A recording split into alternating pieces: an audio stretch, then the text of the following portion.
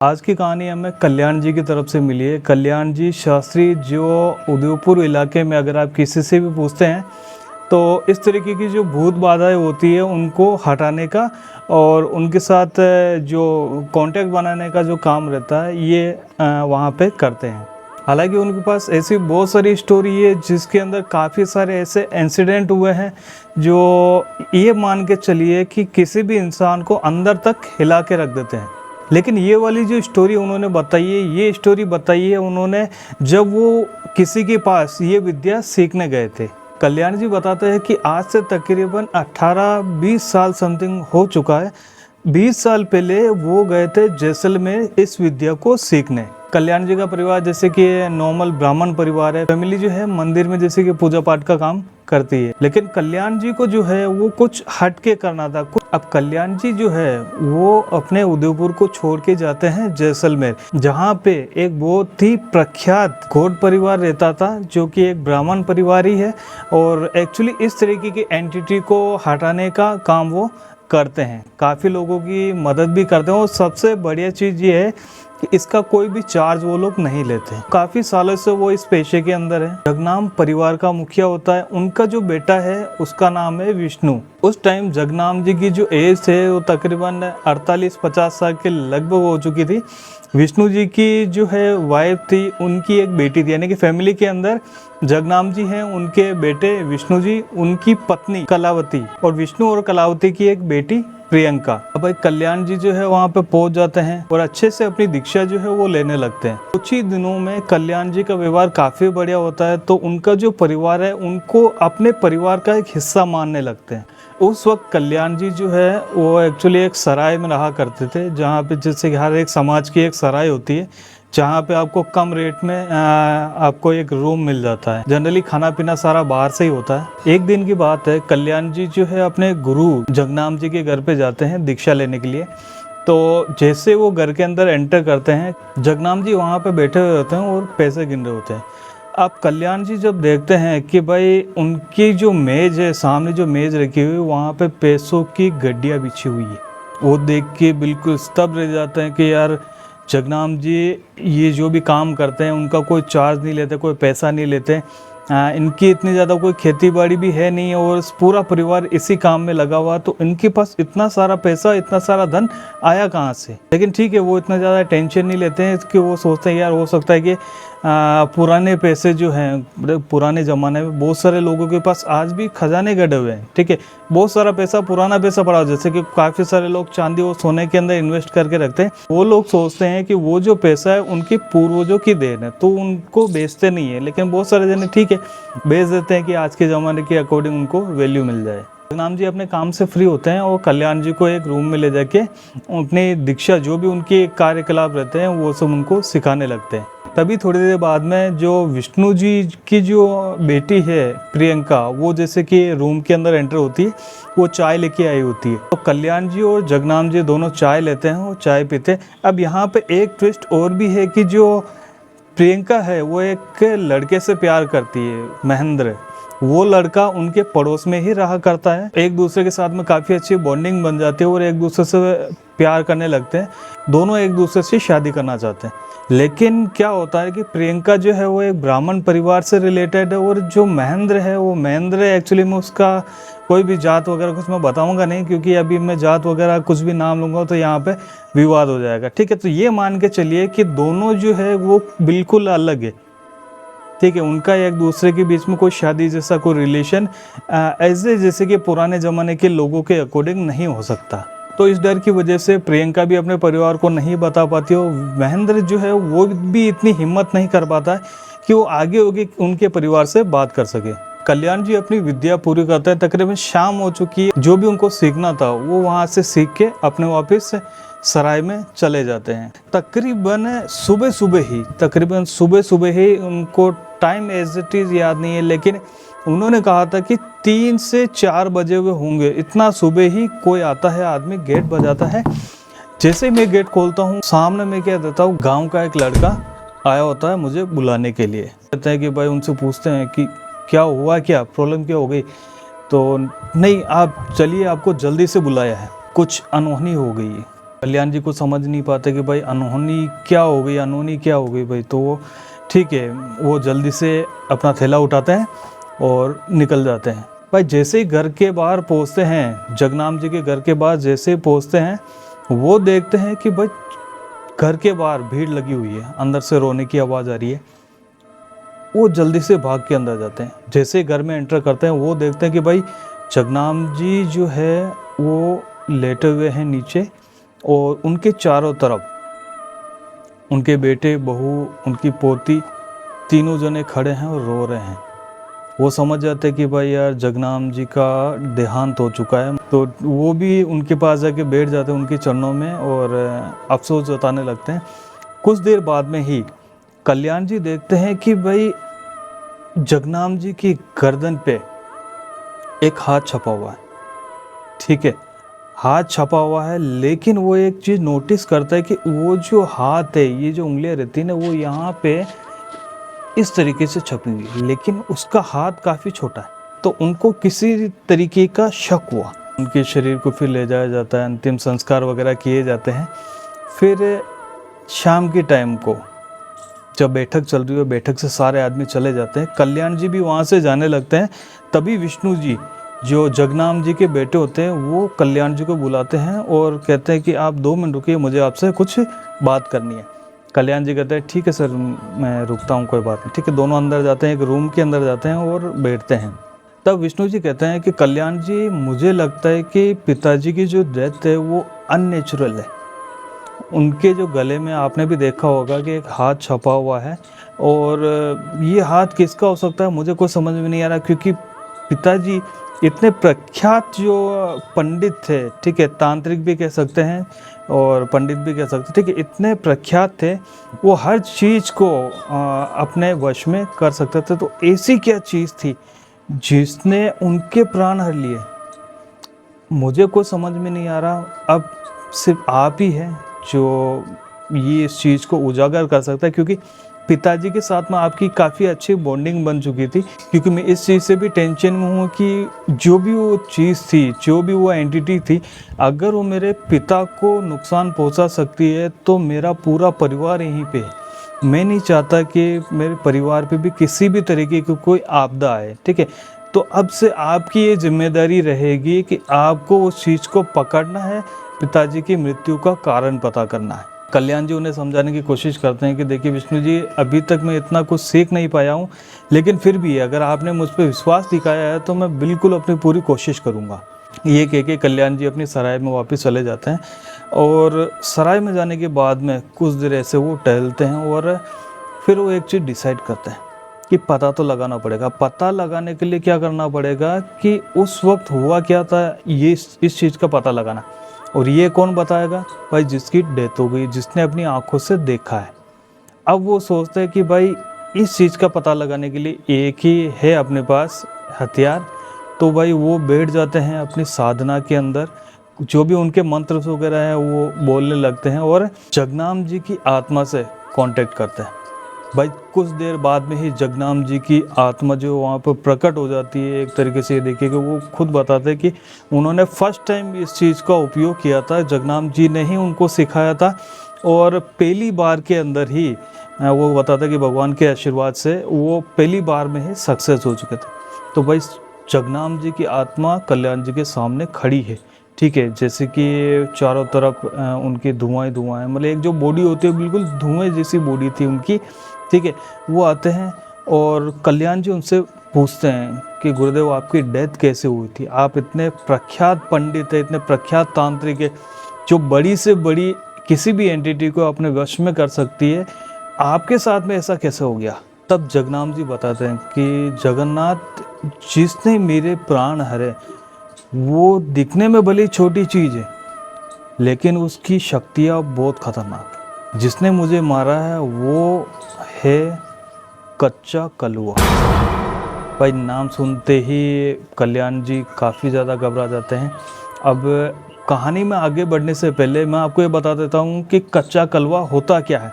कल्याण जी ने हमें बताया कि जैसे क्या होता है कि जब ये किसी 6 महीने या 1 साल के बच्चे की डेथ होती है, तो आपको ये पता है कि उसे कभी जलाया नहीं जाता है, उसे हमेशा दफनाया जाता है, ठीक है।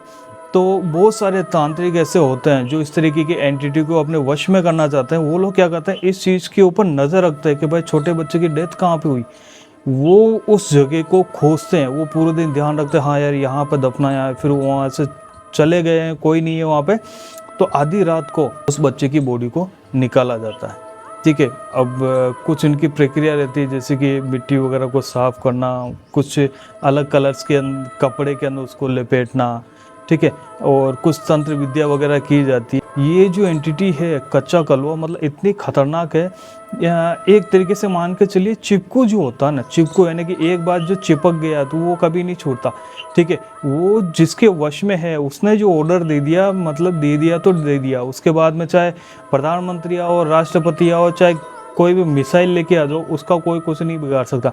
वो एक बार चिपक गया तो चिपक गया, और जो उसको ऑर्डर मिला है वो उस ऑर्डर को कंप्लीट करके ही आएगा। तो भाई कल्याण जी जो है वो इस चीज़ को तो समझते थे कि भाई कच्चा कलवा क्या चीज़ है और कितनी खतरनाक है, कितनी भयानक है। इसके बाद में वो बोलते कि गुरुदेव कच्चा कलवा आपके ऊपर कैसे अटैक कर गया, मतलब कि आप इतने सिद्ध तांत्रिक है कि आपने कई सारे कच्चा कलवा को अपने वश में कर रखा था, तो ऐसा कैसे हो गया। तब जगनाम जी बताते कि बेटा एक्चुअली हुआ क्या कि जितने भी कच्चा कलवा को मैंने अपने वश में कर रखा था, उसमें से एक ऐसा बच्चा था जो मन से काफ़ी ज़्यादा चंचल था। अब चंचलाहट में नॉर्मल सी बात है कि क्या होता है कि जब भी कोई आदमी जो मन से काफ़ी चंचल होता है, घूमने फिरने का शौकीन होता है, मस्ती करने का शौकीन होता है, अगर आप उसको किसी जगह पे बंद कर देते हैं, वो फ्रस्ट्रेट हो जाता है, गुस्सा हो जाता है। तो सेम पोजीशन उसके साथ में थी, वो काफ़ी सालों से बंद था, ठीक है। उसका फ्रस्ट्रेशन इतना खतरनाक बढ़ चुका था, ठीक है, कि जैसे ही वो आज़ाद हुआ उसने गुरुदेव पे हमला कर दिया। अब आप सोच सकते हैं कि इतने बड़े प्रख्यात तांत्रिक को जो चीज़ ख़त्म कर सकती है वो क्या नहीं कर सकती। इसके बाद जगनाम जी बताते हैं कि बेटा ठीक है, मेरे साथ तो जो होना था वो हो गया, अब उसको बदला नहीं जा सकता, लेकिन अभी भी वो चीज़ उसी घर के अंदर है और तुम्हें उसे रोकना है। क्योंकि अगर वो एंटिटी अभी तुम्हारे वश में नहीं आई तो ये समझ लो कि वो मेरे पूरे परिवार, पूरे ख़ानदान को ख़त्म कर देगी। उसका फ्रस्ट्रेशन ख़त्म नहीं होगा। जब मेरा परिवार ख़त्म हो जाएगा उसके बाद में वो किसी और को परेशान करेगी। तो इससे पहले कि वो अपनी शक्तियों को और ज़्यादा बढ़ा ले, तुम्हें उससे रोकना पड़ेगा। तब कल्याण जी कहता है कि गुरुदेव ठीक है, लेकिन मैं रोकूंगा कैसे? मेरे पास ऐसी कोई ना तो कोई शक्तियाँ है, ना ही मैंने आपसे पूरी तरीके से सिद्धियाँ सीखी है, ठीक है। मुझे सिर्फ कुछ चीज़ें आती है जिसकी मदद से भले मैंने आपसे बात की, लेकिन इससे ज़्यादा मुझे नहीं आता। तब गुरुजी कहते हैं कि तू फिक्र मत कर, मैं तुझे सिखाऊंगा। और उसी वक्त से कल्याण जी बताते हैं कि उसी वक्त से रात और दिन तकरीबन 42 से 48 घंटे कुछ उन्होंने साधना की थी अपने गुरुदेव के साथ में, और वो सब कुछ उन्होंने सीखा।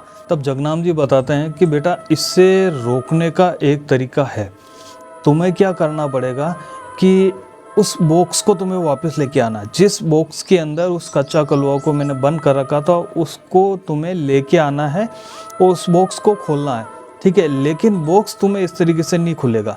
जैसे क्या होता है कि हर एक बॉक्स की ताला होता है और ताले की एक चाबी होती है, लेकिन जो वो बॉक्स है उसकी कोई चाबी नहीं है, ठीक है। उसको एक खोलने का तरीका है, और वो तरीका क्या है वो मैं तुम्हें आज बताऊंगा।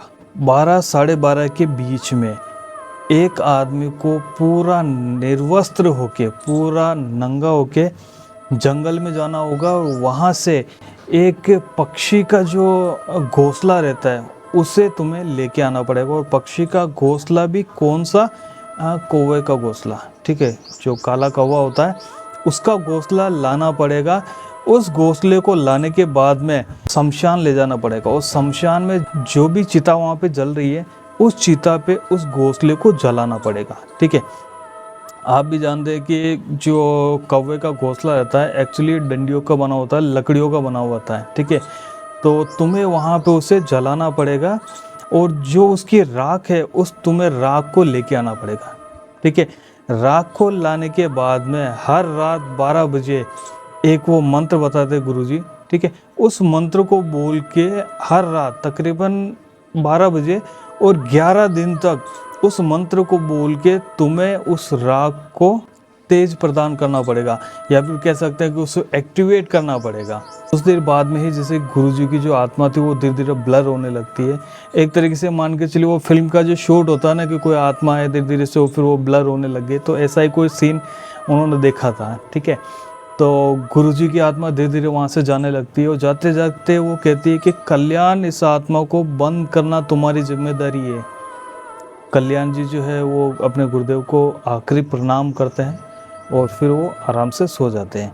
अब भाई वो तो सो गए, लेकिन जो घर वाले हैं वो नहीं सो पाए। विष्णु जी वहीं पे थे, विष्णु जी की पत्नी और विष्णु जी की बेटी प्रियंका वहीं पे घर में थे। विष्णु जी जो है वो एक्चुअली सोने की कोशिश कर रहे थे, लेकिन उनको नींद नहीं आ रही थी, क्योंकि यार नॉर्मल सी बात है, घर में अगर पिता की डेथ हो जाए तो बेटों को नींद नहीं आ पाती। ठीक है, तो वो सोने की कोशिश तो कर रहे थे, लेकिन ठीक है नहीं हो पा रहा था। और उनकी पत्नी और बेटी दोनों सो चुकी थी। सुबह सुबह तकरीबन 1:30-2 बजे का टाइम होगा, विष्णु जी सोने की कोशिश कर रहे थे, तभी उन्हें ऐसा महसूस होता है कि भाई छत के ऊपर कोई चीज़ चल रही है, काफ़ी जैसे कि धम धम की आवाज़ आ रही है, जैसे कि आप छत पे कूदते हैं नीचे की कैसी आवाज़ आती है। ठीक है, सेम वैसी आवाज़ आ रही, कूद रहा है, चल रहा है। ठीक है, और विष्णु जी को समझ में नहीं आता यार आधी रात को कौन हो सकता है। वो उठते हैं, उठ के ऊपर जाने लगते हैं, तभी उन्हें याद आता है कि यार इस तरीके से जाना थोड़ा सा सेफ नहीं रहेगा। वो क्या करते हैं, अपना थैला देखते हैं, थैले में से गंगा जल का एक कलश निकालते हैं, कोई चीज़ लेते हैं, उसके अंदर छेद करते हैं, क्योंकि उसके ऊपर लोहे की परत चढ़ी रहती है ताकि वो गंगा जल बाहर ना निकले। छेद करते हैं, अपने हाथ में थोड़ा सा गंगा जल लेते हैं, अपने शरीर पे छिड़कते हैं और फिर वो ऊपर जाते हैं। ठीक है, उनके हाथ में भी कलश उस वक्त था। छत पे जाते हैं, जैसे ही छत की लास्ट वाली सीढ़ी पे चढ़ते हैं, वो देखते हैं कि वहाँ पे अभी उसने कोई दिखाई नहीं दे रहा। आवाज़ें अभी भी आ रही है, धम धम की आवाज़ें आ रही है, चलने की आवाज़ें आ रही है। ऐसा लग रहा था मानो कोई बच्चा खेल रहा हो। बच्चे बहुत ही शरारती होते हैं, तो वो किस तरीके से खेलते हैं, मतलब चिल्लाते हैं, हल्ला हूट करते हैं, भागते हैं, दौड़ते हैं, कूदते हैं। ठीक है, तो इस तरीके की कुछ वहाँ पे एक्टिविटी हो रही थी। विष्णु जी को महसूस हो रहा था कि यहाँ पे कुछ ना कुछ तो है। गंगा जल उनके हाथ में था, वो गंगा जल अपने हाथ में लेते हैं और चारों तरफ छिड़काव करने लगते हैं। जैसे छिड़काव पूरा होता है उस वक्त आवाज़ें बंद हो जाती है। जैसे ही आवाज़ें बंद होती है विष्णु जी संतुष्ट हो जाते हैं और फिर नीचे जाने के लिए मुड़ते हैं। जैसे ही वो उस नाल, जो नाल रहती है, उस नाल के गेट में एंटर करते हैं, भाई उनकी गर्दन को कोई पीछे से पकड़ लेता है। भाई उनको छुड़ाने की बहुत कोशिश करता है, लेकिन जो गर्दन थी वो इस तरीके से पकड़ी थी, हाथ यहाँ पे, एक हाथ यहाँ पे, छोटा सा हाथ है, छोटे छोटे हाथ है। ठीक है, और चिल्ला रहे, और वो बिल्कुल जैसे कि बोल नहीं पा रहा, वो किसी ने गला इतना खतरनाक दबा दिया था ना, उनकी सांसें फूलने लगी थी। भाई कुछ समझ में नहीं आ रहा था। तभी वो जैसे कि महामृत्युंजय का जाप करने लगते हैं। वो इस चीज़ से जैसे वो मंत्र पूरा करते हैं, वो एंटिटी जो भी थी वो उनसे दूर चली जाती है। वो हाँफते हैं, भाई भागते हैं नीचे। ठीक है, नीचे भागते ही जल्दी से सोफे पे बैठते हैं और उनकी आवाज़ सुन के उनकी पत्नी और बेटी दोनों वहाँ पे आ जाती है। भाई पूरा परिवार इतना ज़्यादा सदमे में चला गया था ना, जो आप सोच नहीं सकते।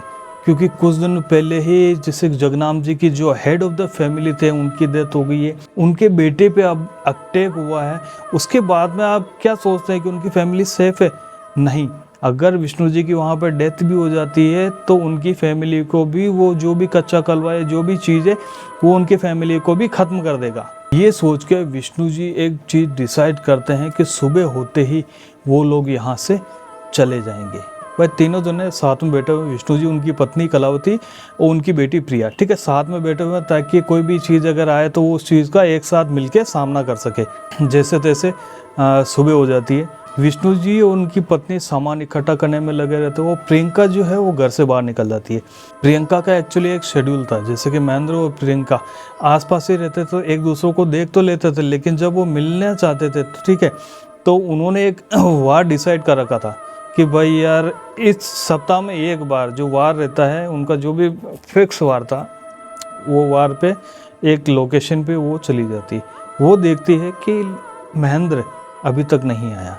काफ़ी देर इंतज़ार करती है, 1 घंटा 2 घंटा, इंतज़ार करती, लेकिन महेंद्र वहाँ पर नहीं आता। वो वापस अपने घर की तरफ निकल जाती है। ठीक है, कुछ देर बाद में वो महेंद्र के घर जाती है तो उसकी माँ वहाँ पे मिलती है। ठीक है, वो पूछती है क्या हो गया, महेंद्र कहाँ चला गया, दिखाई नहीं दे रहा। तब उसकी माँ बोलती, बेटा पता नहीं, महेंद्र बोल के गया था कि मैं शहर जाके आ रहा हूँ, लेकिन अभी तक वापस आया नहीं है, 2 दिन हो चुके हैं।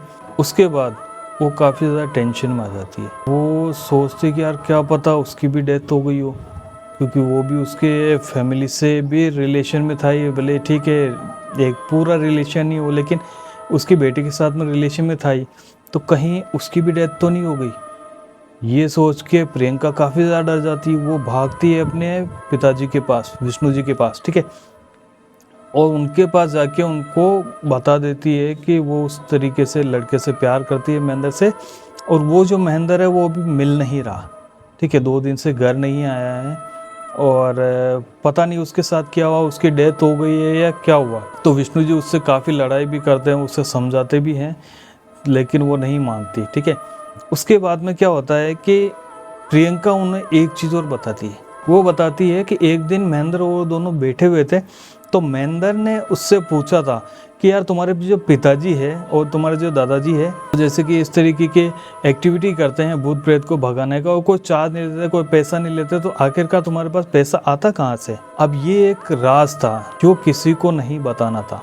एक्चुअली क्या होता है, जगनाम जी जो हेड ऑफ द फैमिली थे, वो अपने हर एक काम निकालते थे। जो भी आत्मा या उनके वश में थी वो उनसे काम निकालते थे, जिससे उनके पैसों की इनकम बनी रहे। मैंने बताया था कि जो जगनाम जी का कमरा है, उस कमरे के अंदर नीचे की तरफ एक बेसमेंट बना हुआ है, एक छोटा सा रूम बना हुआ है। उस रूम के अंदर ही उनकी जो पैसों का जो इनकम स्रोत है वो उसी से रिलेटेड है। भाई ये सुन के विष्णु जी काफ़ी ज़्यादा टेंशन में आ जाता है, काफ़ी ज़्यादा डर भी जाता है कि यार उस रूम के अंदर बहुत सारी आत्माएं थी, उसने पता नहीं किस आत्मा के साथ क्या किया, उस आत्मा ने उसके साथ क्या किया, कुछ पता नहीं। थोड़ी देर बाद ही कल्याण जी वहाँ पे आ जाते हैं। कल्याण जी बोलते हैं कि विष्णु जी ये ऐसी बात है, जगनाम जी से बात हुई है। ठीक है, और उन्होंने ये तरीका बताया है। अब विष्णु जी उनको सारी इन्फॉर्मेशन देने लगते हैं कि भाई वो बात तो ठीक है, लेकिन यहाँ पे एक कांड ये भी हो रहा है कि एक महेंद्र नाम का लड़का और उनकी लड़की के साथ ऐसा रिलेशन, और ये कुछ उन्होंने बताया है, और उसने ही शायद कुछ ना कुछ किया है जिसकी वजह से जगनाम जी की डेथ हुई है। अब कल्याण जी कहते हैं कि ठीक है कोई बात नहीं, अपन एक बार उस रूम में चल के देखते हैं कि किस किस चीज़ के साथ छेड़खानी हुई। विष्णु जी और कल्याण जी दोनों उस रूम में जाते हैं, जगनाम जी के रूम में। एक कारपेट बिछा हुआ, उस कारपेट को हटाते हैं तो उसके ऊपर एक लकड़ी का जैसे कि एक गेट बना हुआ है फर्श पे। ठीक है, उस गेट को जैसे बाहर निकालते हैं, वो दोनों एक सीढ़ी से अंदर जाते हैं। भाई अंदर जाके क्या देखते हैं कि अंदर बहुत सारी बोतलें भी पड़ी हुई है, कुछ बॉक्सेस पड़े हुए हैं, और कुछ मोमबत्तियाँ वगैरह काफ़ी सारी चीज़ें वहाँ पे पड़ी है। तभी कल्याण जी एक चीज़ को नोटिस करते हैं कि भाई वहाँ पे 4 लकड़ी के बॉक्स पड़े हुए। लकड़ी के बॉक्स भी मतलब कि पूरे लकड़ी के गट्टे, एक तरीके से जैसे कि अगर आपको लकड़ी का एक चौकोर, ठीक है, शेप का एक लकड़ी का गट्टा अगर आप काट के रखते हैं जिसमें खोलने बंद करने का कोई वहाँ पे दिखाई नहीं देगा, इस तरीके का गट्टे पड़े हुए हैं, 4 गट्टे। लेकिन एक चीज़ और नोटिस करते हैं कि एक गट्टे की जगह और वहाँ पे है। ठीक है, जैसे कि काफ़ी समय से अगर वहाँ पे धूल मिट्टी जम रही हो और अगर वहाँ से कोई चीज़ अगर उठा लिया जाए तो वहाँ पे खाली जगह का एक निशान बन जाता है। तो कल्याण जी उस चीज़ को देख के समझ चुके थे कि भाई एक गट्टे को यहाँ से हटाया गया, यानी कि एक बॉक्स को यहाँ से ले जाया गया, और उसी बॉक्स में से वो चीज़ आज़ाद हुई है जिसने जगनाम जी की हत्या की है। अब उन सब लोगों के सामने एक बहुत ही बड़ी चुनौती थी कि उस 5वें बॉक्स को ढूंढना, और 5वें बॉक्स को ढूंढने के लिए उनको चाहिए महेंद्र, क्योंकि जगनाम जी की फैमिली के अलावा इकलौता महेंद्र ही ऐसा आदमी है जिसको उन बॉक्सेस के बारे में पता था, और हो सकता है कि वो जो बॉक्स है वो महेंद्र ही वहाँ से लेके गया हो। अब विष्णु जी और कल्याण जी अपने जितने भी जान पहचान वाले होते हैं उन सबको बता देते हैं कि इस तरीके का आदमी उसको हमें ढूंढना है। तो सब लोग एक्टिवेट हो जाते हैं और जगह जगह ढूंढने लगते हैं। इधर कल्याण जी वो प्रक्रिया चालू करना शुरू कर देते हैं जो जगनाम जी की आत्मा ने जो बताया था कि वो एक कौवे का घोंसला वगैरह लाना होता है। गांव के पास ही एक जंगल रहता है, उस जंगल में जाते हैं बिल्कुल नग्न अवस्था के अंदर, ठीक है। वहाँ पे जाते काफ़ी ढूंढते हैं, पेड़ों पे ढूंढते हैं, लेकिन बहुत मुश्किल से उनको एक कौवे का घोंसला मिलता है।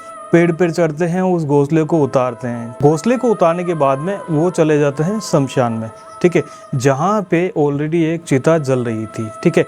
तो वहाँ पे जाके वो बैठ जाते हैं, इंतज़ार करते हैं।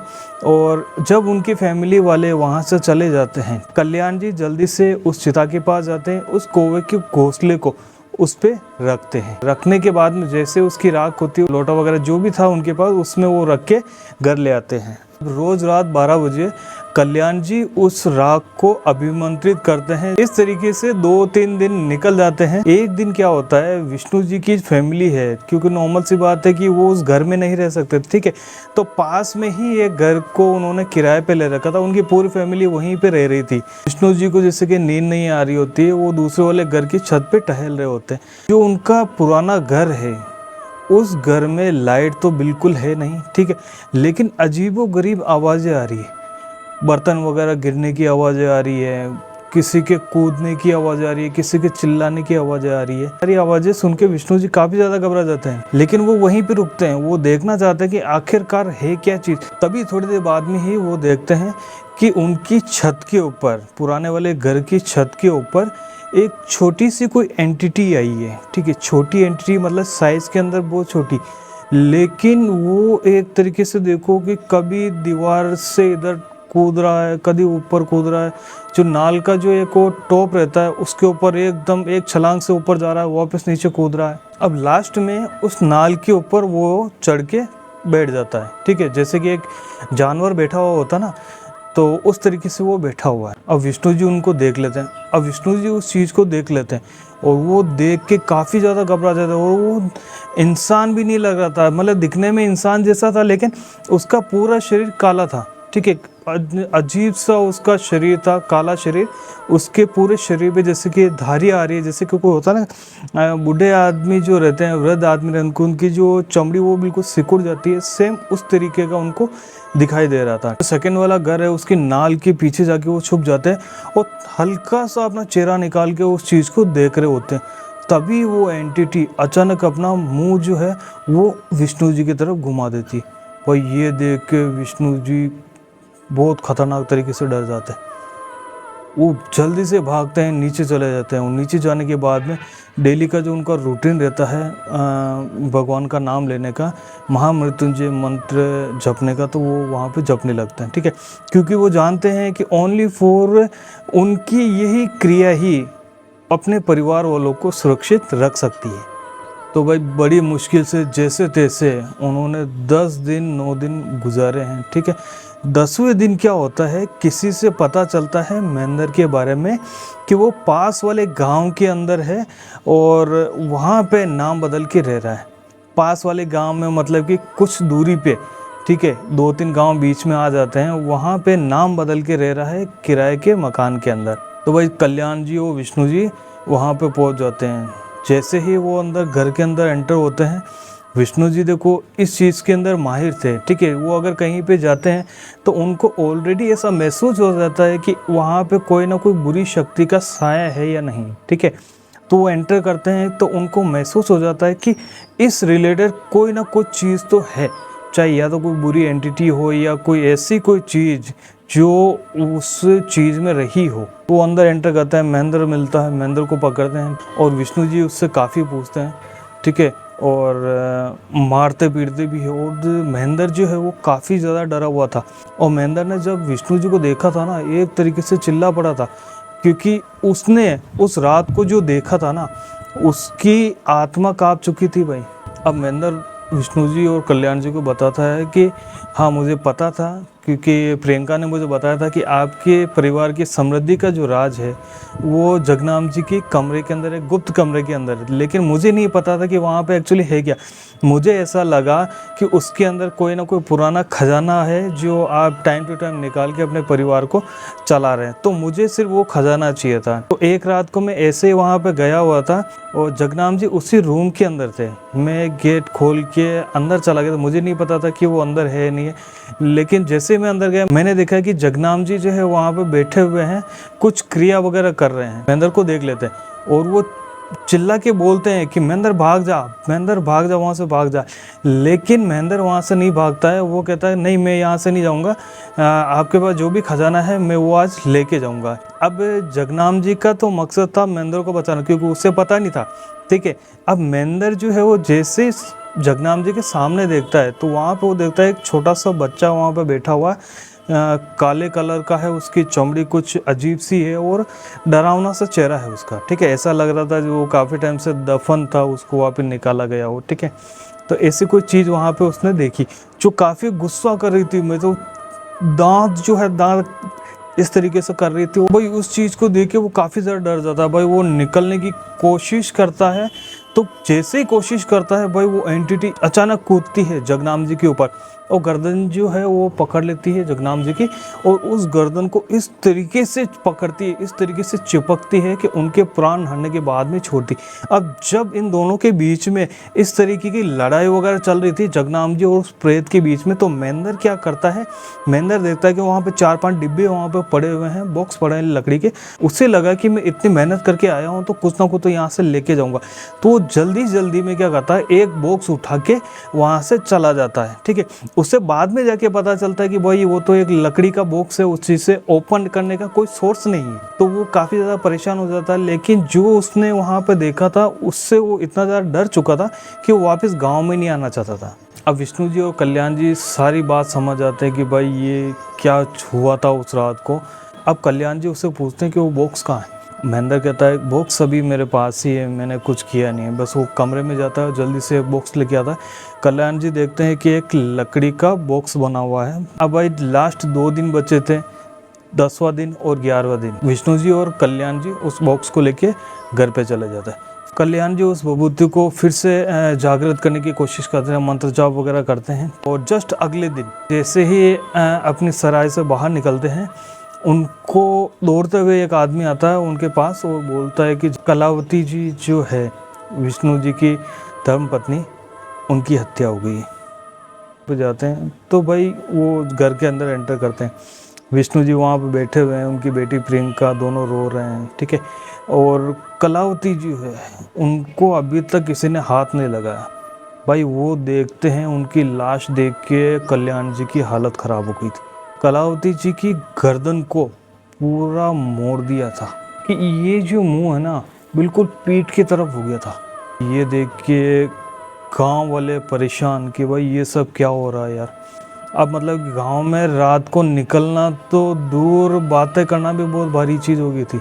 अब इस चीज़ को देख के कल्याण जी ये तो समझ गए थे कि ये जो भी एंटिटी है इस घर तक सीमित नहीं है। ठीक है, ये चाहे जिस घर में जा सकती है, चाहे जिस गांव में, चाहे जिस सिटी के अंदर जाके अपना काम कर सकती है। अब कल्याण जी क्या करते हैं, विष्णु जी को बोलते हैं कि आप एक काम कीजिए, आपकी बेटी, आप और मैं तीनों सराय में चलते हैं। ये आखिरी का आज रात है। ठीक है, 11वीं रात है। आज उस विभूति को एक्टिवेट होना ही है। ठीक है, जागृत होना ही है। आप लोग मेरे साथ उस सराय में चलिए। ठीक है, सराय बहुत बड़ी थी। ठीक है, जैसे कि मुंबई के अंदर चोल्स वगैरह होती है, उस तरीके की एक सराय थी, 2 मंजिला सराय है। ठीक है, अब वो उनके साथ में चले जाते हैं। रात को सेम वही 12 बजे वो अपनी क्रिया वगैरह चालू करते हैं, उस विभूति को एक्टिवेट करते हैं। जैसे ही उनका काम ख़त्म होता है, उस विभूति को वो अपने हाथ में लेते हैं और मंत्र उच्चारण करने के बाद उस बॉक्स के ऊपर डालते हैं, छिड़कते हैं। वह जैसे ही छिड़कते हैं उस बॉक्स में से हल्की सी रोशनी निकलती है और वो बॉक्स जो है आधा खुल जाता है। बॉक्स आधा खुल चुका है। ठीक है, लेकिन बॉक्स खुलने के बाद में अंदर जैसे कि होता है, कभी भी आपने अगर बॉक्स देखा हो तो अंदर कुछ रखने की जगह होती है। ठीक है। इस तरीके से आप आपने अंदर रखा, ऊपर से आप ढक्कन लगा सकते हो, लेकिन उस चीज़ में कोई जगह नहीं थी। ओनली फॉर एक तरीके से देखिए कि उस बॉक्स के 2 पार्ट हो गए थे, आधा यहाँ पे हो गया, आधा ये यहाँ पे पड़ा, अंदर रखने की कोई जगह नहीं है, ठीक है। लेकिन फिर भी वो समझ चुके थे कि ये बॉक्स कुछ इस तरीके का है कि ओनली फॉर उसके पास लेके जाना है, वो उस लकड़ी के गट्टे में समा जाएगा। अब कल्याण जी और विष्णु जी दोनों उस पुराने वाले घर में जाते हैं उस बॉक्स को लेके। बस जैसे घर में एंटर करते हैं, एंटर करते ही अंदर मतलब चिल्लाने की आवाज़ आने लगती। कभी अचानक ऊपर से आवाज़ आ रही, कभी बाहर से आवाज़ आ रही, कभी कमरे से आवाज़ आ रही। मतलब हाँ, कल्याण जी बताते हैं कि उस चीज़ की इतनी खतरनाक स्पीड थी, जैसे कि सुपरमैन होता है ना, जस्ट 1 सेकंड यहाँ पे 1 सेकंड वहाँ पे। तो इस तरीके की वहाँ पे कुछ एक्टिविटी चल रही थी। आवाज़ पता नहीं कहाँ से आ रही है, कभी उसके पास में से आवाज़ आती है, कभी ऑटोमेटिक छत से आवाज़ आ रही है। मतलब उनको ये लग गया था कि उस चीज़ की इतनी स्पीड है कि उस चीज़ को पकड़ना पॉसिबल नहीं है। तो कल्याण जी और विष्णु जी दोनों छत पे जाते हैं, लेकिन यहाँ पे कल्याण जी ने एक जाल ऑलरेडी बिछा लिया था। उन्होंने क्या किया था कि अपने दूर दराज के गांव में एक लड़के को बोला था कि इतनी बजे तुम्हें इस घर के अंदर आना है। उस बंदे को ये नहीं बताया था कि वहाँ पे इस तरीके की एक्टिविटी हो रही है, क्योंकि अगर ऐसा कुछ होता, ठीक है, उस बंदे को अगर बता दिया होता तो वो पॉसिबल ही नहीं कि वहाँ पे आए, क्योंकि गांव वाले तो वैसे भी नहीं आते, ठीक है, क्योंकि गांव वाले को तो वैसे भी इतनी फटी बड़ी थी कि वो घर से बाहर नहीं निकल रहे थे, उस पुराने वाले घर में कहाँ से आते। तो ठीक टाइम पे वो बंदा वहाँ पे पहुँच जाता है। विष्णु जी और कल्याण जी छत पे होते हैं, से वो बंदा घर में एंटर करता है, वो देखता है भाई चारों तरफ अंधेरा है। अब कल्याण जी ने बुलाया, लेकिन कल्याण जी कहाँ हैं? वो क्या करता है कि कल्याण जी को आवाज़ देता है, कल्याण जी कहाँ हैं आप? मैं आ गया हूँ, आपने बताया था ना कि कुछ काम है आपको मुझसे, ठीक है। कल्याण जी उसकी आवाज़ सुनते हैं, वो समझ जाते हैं भाई इसका टाइम आ चुका है। तो कल्याण जी उस बंदे को आवाज़ देते हैं कि हाँ ठीक है, मैं ऊपर हूँ छत पे, तुम एक काम करो, छत पे ही आ जाओ, यहीं पे बात कर लेंगे। जैसे ही वो बंदा आगे बढ़ने वाला होता है, अचानक उसके पैर में कोई चीज़ टकराती है और बंदा नीचे गिर जाता है। जैसे वो नीचे गिरता है, ठीक है, वो देखता है कि भाई यार पीछे ऐसी कोई चीज़ है नहीं। वो उठता है, वो इतना ज़्यादा टेंशन लेता नहीं है और ठीक है अपने कदम आगे बढ़ाता है ऊपर जाने के लिए। लेकिन जैसे ही भाई 2 कदम आगे बढ़ाता है, पीछे से एक आवाज़ आती है, जैसे एक छोटे बच्चे खिलखिलाते हैं ना, उस तरीके से खिलखिलाने की आवाज़ आती है। वो देखता है कि भाई अंधेरे रूम में कौन सा बच्चा है। वो पीछे मुड़ते, जैसे भाई पीछे मुड़ता है, वो देखता है कि यार एक छोटा सा बच्चा, ठीक है, जिसकी साइज़ उन्होंने बताई थी कि यार तकरीबन 2 फीट या 1.5 फीट 2 फीट का कोई बच्चा ऐसा था, ठीक है। वो वहाँ पे खड़ा है, चेहरा बिल्कुल भयंकर।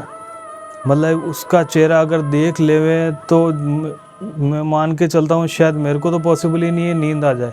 अब वो चिल्लाने लगता है, भाई इतना खतरनाक चिल्लाता है, और वो जो चीज़ है, एंटिटी जो भी वो कच्चा कलवा है, वो अचानक जंप मारता है, कूदता है, और कूदते ही उस आदमी की गर्दन पकड़ लेता है। वो इस बार गर्दन दोनों हाथ से पकड़ी हुई है भाई, दोनों हाथ से उसने गर्दन पकड़ी हुई है।